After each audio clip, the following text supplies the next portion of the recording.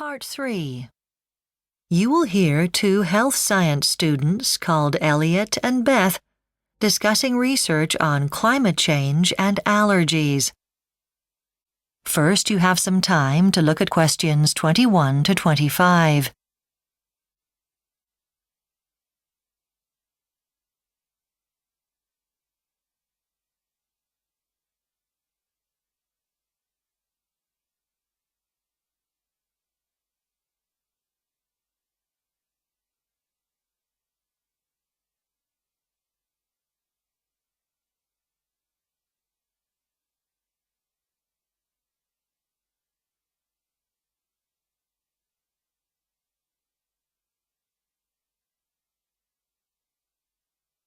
Now listen carefully and answer questions 21 to 25.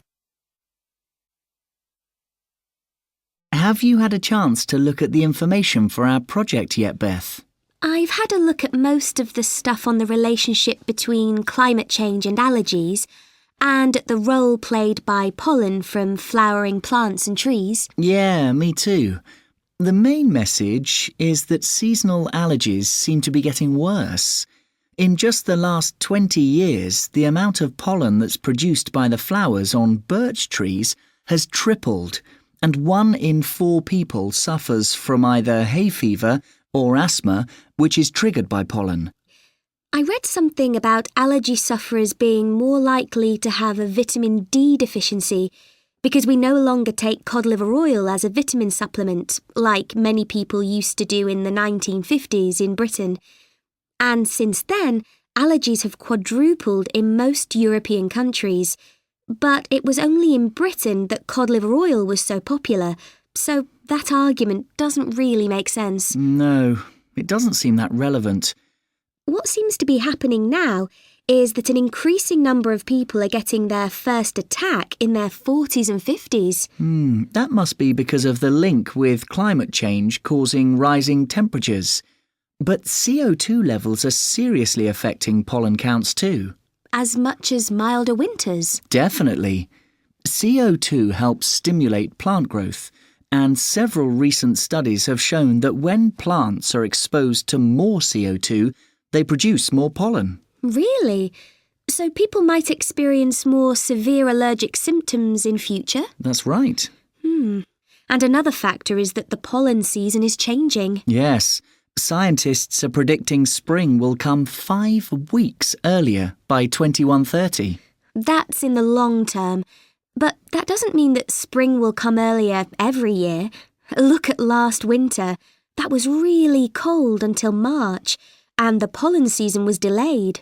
Whereas this year, spring came earlier and lasted longer. Right. And another thing we should mention is ragweed. As an example of a plant species moving into new areas as a result of climate change? Yes. In the US, it's already the major allergen, affecting millions of people in August and September. But we're starting to see it grow in Europe for the first time, which is really worrying because it's so allergenic. The problem with tree pollen is also worse in cities because there are so many hard surfaces around, and the pollen doesn't get absorbed so much, just stays in the air. Yeah. Wasn't the pollen shown to be 3 times higher in one city? I think so.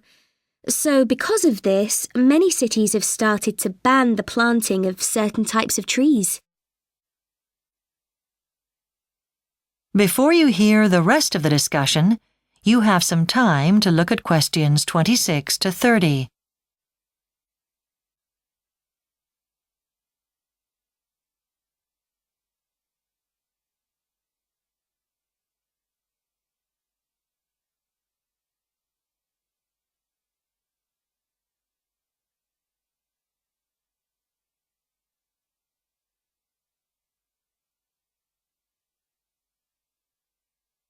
Now listen and answer questions 26 to 30.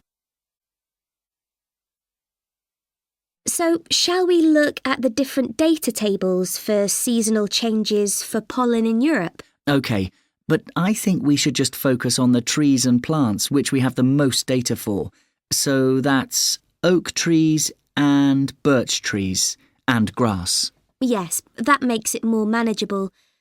Shall we go through the data for each country in detail and pick out anything interesting? All right. So, starting with Austria. Well, here we've only got data for birch pollen.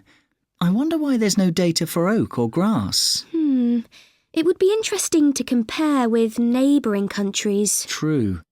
The picture in France is unusual. Yes, the pollen season starts earlier for both oak and birch, but it doesn't start any earlier for grass. I wonder why that is. In the Netherlands, we've got complete data for all three plants. So what does it show? Grass and birch pollen are only starting a few days earlier, but oak pollen is starting much earlier, 18 days in fact. That's unusual. There's not such a big difference in other countries. No. Switzerland's an interesting case. The pollen season starts here earlier than in the past for oak, birch and grass. Yeah, from 21 days to 14 days earlier. Yeah. The UK shows a different picture again. Yeah. Here, the problem is that wet summers have extended the grass pollen season from 5 weeks to 8 weeks, which is bad news for allergy sufferers. Right. Well, I think we should have another look. That is the end of Part 3. You now have 30 seconds to check your answers to Part 3.